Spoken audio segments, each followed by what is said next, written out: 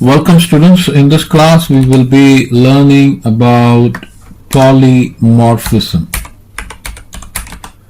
Now polymorphism is another important concept in There are three important concepts that make up polymorphism. And we will be learning those three important concepts. So having obtained this or having stated this, let us look into those concepts. The first one which is necessary is what is called as method overloading. Now what exactly is method overloading? Now a function can be called with different number of arguments. So that is the meaning of method overloading. Now the second one is method overriding. Now what exactly is the term method overriding means? It means multiple functions with the same name and same number of parameters, but they do different types of operations. They might have the same name in common, but their functionality would be different. So that is what is called as method overriding. The third thing is called as operator overloading, and we will be looking into this also. Students, we will be starting off with method overloading. So for that, let us define a class. Now let me just explain to you briefly what the program is about. Now I've got some positions for programmers to come and work, and there are three categories. One are those people who haven't got a GPA for themselves. In other words, they are students but they have still not yet completed their university. The second group of people are those people who have a GPA but they do not have any project experiences at all. And third group of people are those people whose GPA is not really acceptable, maybe around less than 3 or so, but they have development experiences. Now there are these three categories of people who would be coming to the company, and we would have to design a program to cater to this setup, and that is exactly what we are going to do. So depending on who is coming in, if the student is a current student or if the candidate is a current student, then we would have to direct them to that particular channel. If the student or the candidate has a GPA but no development experiences, we will have to suitably direct them to that particular stream. And finally, those with experiences we need to do, or in other words, we need to direct them to their stream accordingly. So having mentioned this, let us get started. So I would have to need a class, and I'm going to say employment to be the class variable. Now inside this, I'm going to have a method. I'm going to say entrance criteria. So this is the method. I want to have an underscore, and I will have a self, and I would want to take in two parameters. One parameter is people with a GPA, and the other one is people with experience, work experience. Now you would be noticing that I have mentioned yourself, so that means we can do away with X, do away with Y, but self would be there. So that means we can always have empty argument. In other words, we don't have to give any argument. Now, having established this method, let us first start off with the if condition. So method overloading, the basic idea is this: I should have the provision to not to give any arguments. Number two, to give an argument, the basic necessity or the basic minimal argument. And the third one is provide all of the arguments that are needed for the method. So this is exactly the idea behind method overloading. So whenever we are posed with a situation like this, we need to have a if statement, because this would test us the condition. So if x is none and y is none. So if x is none and y is none, that means we are talking about those people who are simply undergoing education and still they want to work in the development firm. So, and then ask the person, please meet with our trainee head. So that's it. Now you can put in a sys.exit. It will come out, but as of now I need to test multiple conditions, so I don't want to do that. So let me move on. So now the next condition is I want to put in a LF. So this one would be people are having a GPA but no experience. So if x is not equal to none and y equal to none, then what are we going to do? Okay, let me give a print statement asking them, please enter your GPA. Now the student has to enter the GPA, so I'm going to have GPA is equal to int of input GPA. I'm going to collect the GPA and then I'm going to run a check. If GPA is greater than 3, then I would say print you would have to take an interview with HR. Okay, so this is the condition that they will have to exhibit it. Now else, if that doesn't happen, if the GPA is not really good, let me say if GPA is less than 2.5, then I would say print you would have to join as management trainee.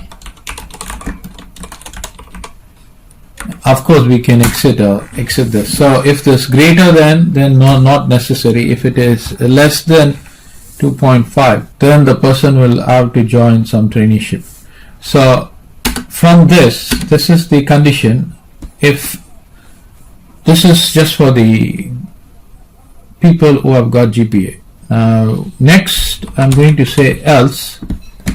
Say, so that means these people are those people who have got experiences, right? So what I want to do is else I'm going to say enter, I'm going to give a print, please enter the development experience you have. So they will have to enter the development experience. So I'm going to say experience is equal to int of input. So I'm getting the experience. Now I'm just checking if experience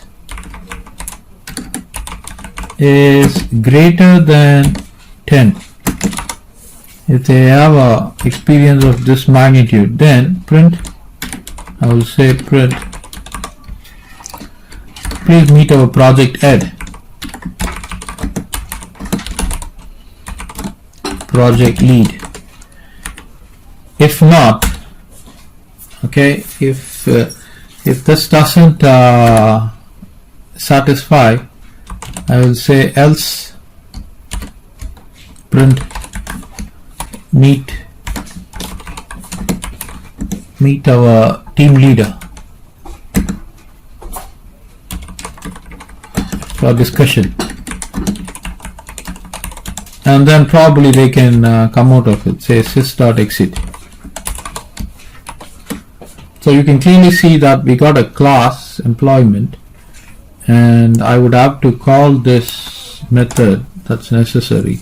So I've got three different sections, and I've just got one method, and this one method would be handling all of the requirements. So three categories of people who are coming up for the interview. So I need to create the object. So to create the object, I'm going to say candidate is equal to employment,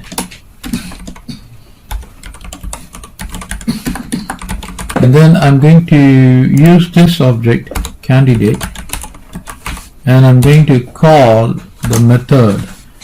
Okay, the first time I'm not going to use anything, I'm just going to send an empty argument. In other words, passing no argument. If none is given, then please print meet our trainee head, and probably you can come out of it if you want. So let me run it.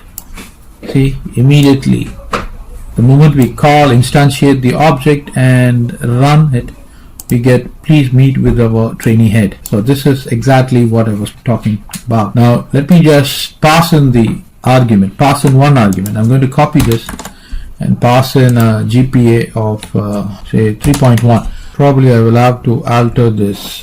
So what I would do here is, instead of saying int, I will say float. That would make this more sensible. I'm giving you a 3.2. So let me run this. So please meet with a, because the first object is being executed.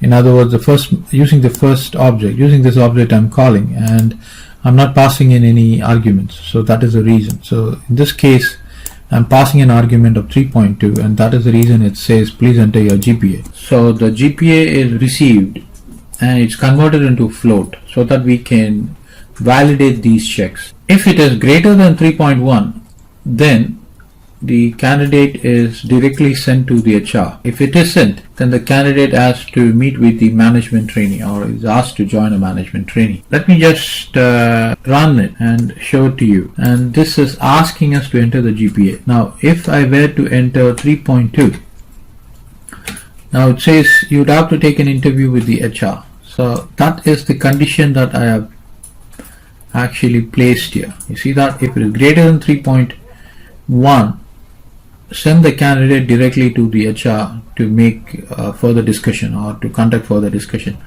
Now I'm going to show you the second one, if it is less than 2.5. So let me run that.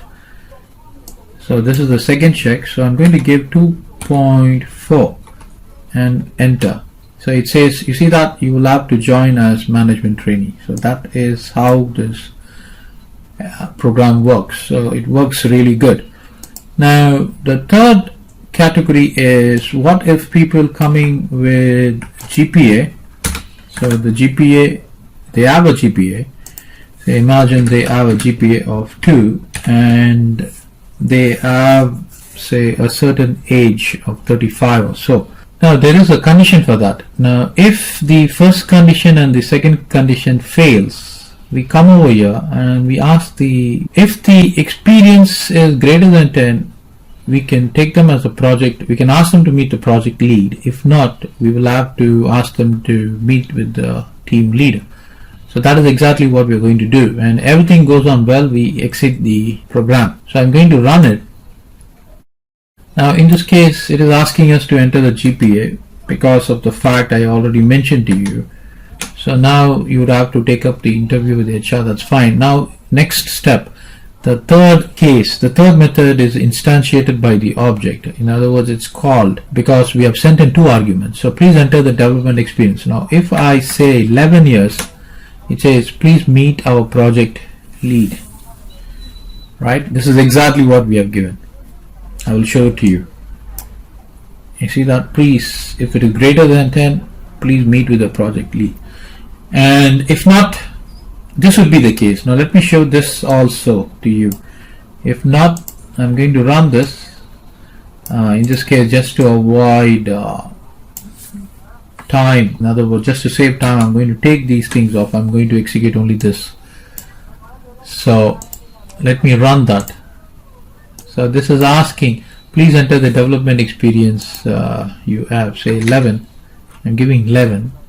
Probably not 11, probably maybe 9, because if it is greater than 10, it would ask us to go to the project lead.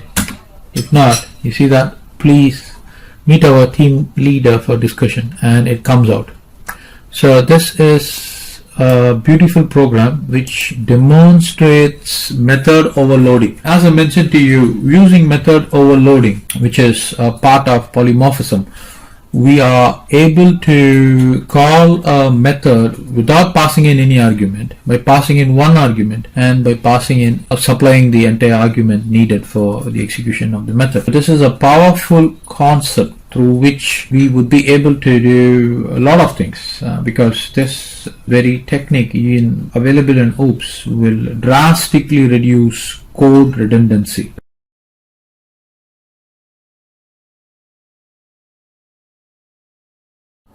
Welcome students. In this class we will be learning about method overriding, which is also an important part in polymorphism. Now it is imperative to understand, just to have a recap, when we use the word polymorphism, the meaning is poly stands for many and morphism means shape.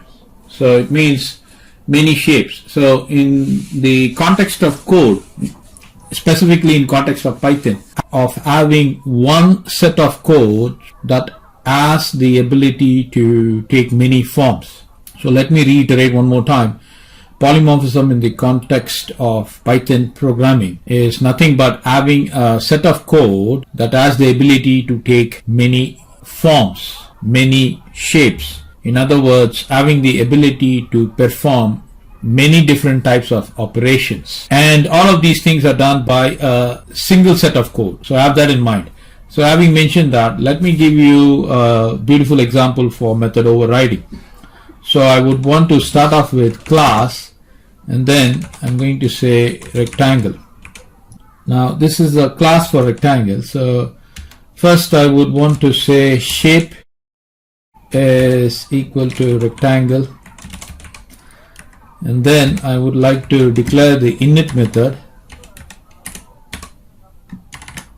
and in init I would want to pass in the sides. So let me just say side 1 and side 2. So two sides are being passed, and over here I will be assigning, say, S1 to side 1.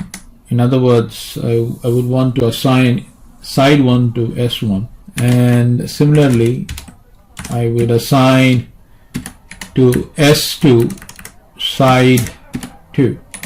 So we got these two things going on, and next I would like to give another method. So this is nothing but area. So in area I would simply declare it as self. So where we would be using, let me just say self.area is equal to self.s1. If I want to calculate the area of the rectangle, it's going to be length into breadth. So in this case it's going to be s1 times, in fact self s1 times self s2. So this is going to be the area for the rectangle, and I would want to return this self.area. So that is so much so for the area when it comes to calculating the area of the rectangle. So now I would want to create an object. So I'm going to say shape1 is equal to rectangle. So the shape is created. Now we would want to pass in the length and the width. So that is done. Now I'm going to create the polymorphic function over here. So def is equal to area calculator and in this area calculator I'm going to have an argument, say x, and using this argument x I'm going to be calling the shape, and I would want to print this up. Okay, print. So when I say shape, I would want to print this variable, and now after this I would also want to use this argument to call in the area and get it printed. So I would want to call this and get it printed. So that is the simplest thing that we are going to do. Now the most important point here is we would have to send in the argument method. So it's going to be area calculator, and I will have to pass in shape1. So that is it. So this is the all important polymorphic function that we would be using. Now we are not going to be seeing any method overriding as of now yet, because we have just one particular shape and we are just going to be executing the program for that particular shape. And once we have got the output, we would extend this result using the concept of polymorphism. So let me run it. So if I were to run it, clearly it says the shape is the rectangle and the area is 50, because length into breadth, right? That's going to be 50. Probably what you can do is, instead of just saying blindly print area or calling the method, you can say the area of the shape. The area of the shape is, and then closing it off. Now what I'm going to do is I want to take this off, and then I would say print x dot area. So that would be fine. So if I were to run it, so it says the area of the shape. So if you want to be more precise, what we can do is we can just give a concatenation.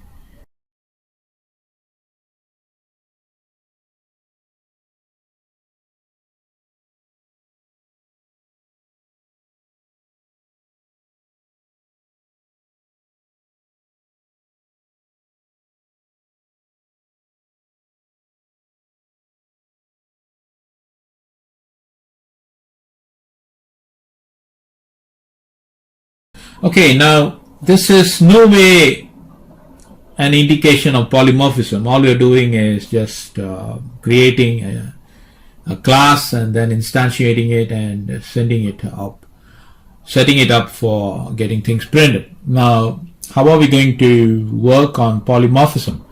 Now what I'm going to do is I'm just going to copy this up until here, and then I'm going to say for a square. Okay, I'm going to paste this and let me name it as square. So square is different from a rectangle, right? So in this case I'm going to say square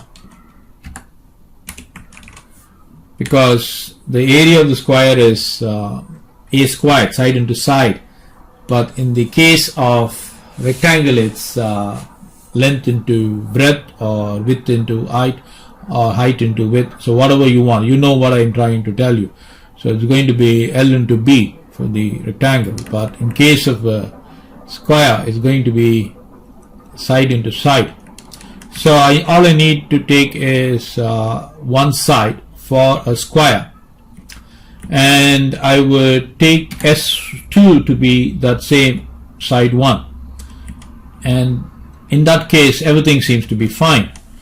Now we've got the same area method featuring in both the class rectangle as well as in square, and what we have to do is we are going to be passing in the shape. So this is going to be shape, probably you can have it as 1 or 2, depends on what you want. I'm going to have it as shape 2. So I'm just going to say shape 2, and this is going to be square because that is the class we instantiated. and I don't have to pass two arguments, so it's going to be just one side, and using that side this is going to be triggered, and then the area is going to be returned. So for that, now what we need to do is we need to send in that argument for this polymorphic method. So let us run it and see it. So I'm running it. The shape given is rectangle. The area of the rectangle is 50 square units. In this case, the shape given is square. The area of the square is 100 square units. So that's understandable because we're passing only one. So this is the demonstration of polymorphism. How exactly we have just used one particular method, and we don't have to create anything else. All we need to do is we can call that method. So this is what I was just telling you about. When you use the word polymorphism, it means poly means many, morphism means shape or form. So in this case, from the Python perspective, we just got one code, one set of code which takes in different forms, and that is exactly what we have to understand here. Now I'm going to go a step further. What I'm going to do is I'm going to copy this again, and I'm going to paste this, and in this case I'm going to say circle. Circle, the shape is circle,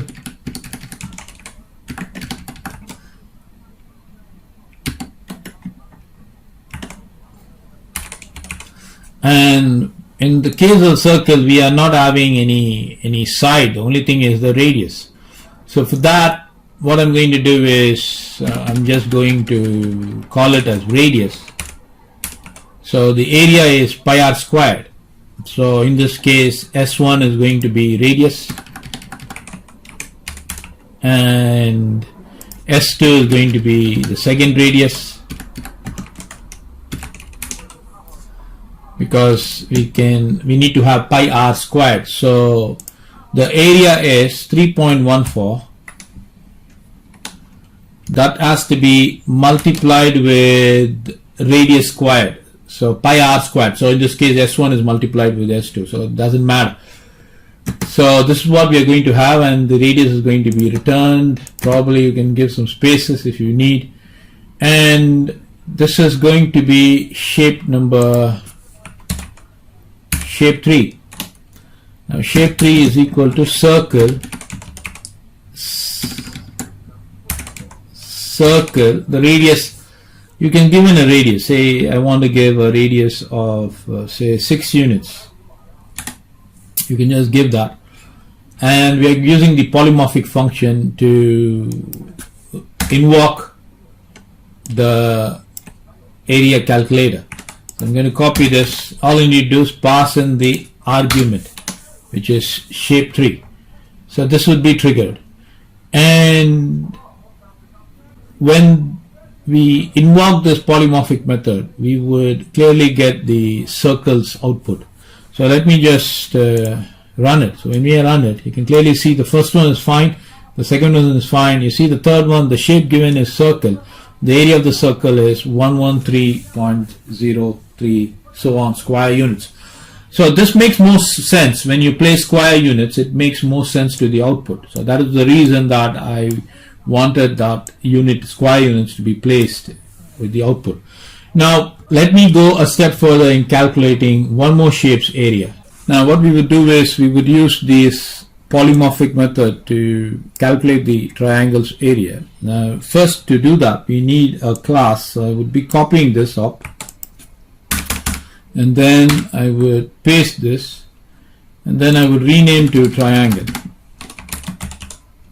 Now so far we have clearly seen the successful execution of area for the circle, for the rectangle, and for the square. Now for triangle we need to be a little bit careful because of the formula that has to be used. So in this case it's going to be triangle. Now we got to give in 3 sides, so I'm going to say S1, S2 and S3. So 3 sides are given here, and these 3 sides have to be assigned to the class variables. So S1 and this is going to be S2, and then I would copy this up and paste it, and that's going to be for S3.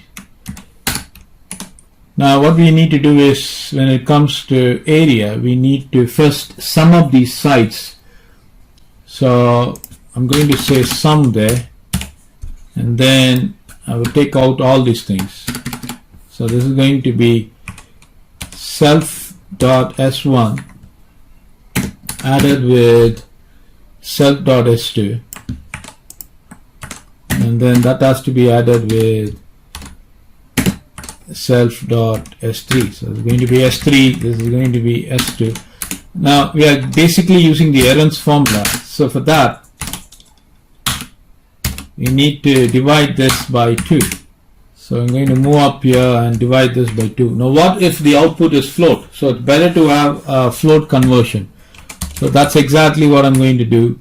I'm going to divide this and then convert it into float, so I wouldn't have any issues. Now I would have to use this in calculating the area. So what I will do, I will say self.area calculation. So that is equal to, so whatever I've got here, self.sum, that has to be product multiplied, and inside the product we have to actually subtract self.sum minus the first side, that's going to be self.s1. This is basically the errands formula. You can check it out how the formula works. So now all I need to do is I need to copy this and repaste it, and I will have to change the formula. It's going to be self.sum minus self.s2. So, and that has to be product multiplied with self.sum minus self.s3, and then that would complete the first part. Now this has to be a float, because we don't know what is the output, whether it's an integer or a non-integer quantity, so it's better we have a float here. Now to calculate the actual area, self.area should be equal to math.sqrt of self.area underscore cal. So I need to import this math function. So this math function is present here. Let me show that to you. So this is the math function that we have to import from the library. Otherwise this wouldn't work. Now the output is again converted into float, just to be on the safe side, and then I'm returning the area. So this is the basic problem. Now we have to initiate the shape.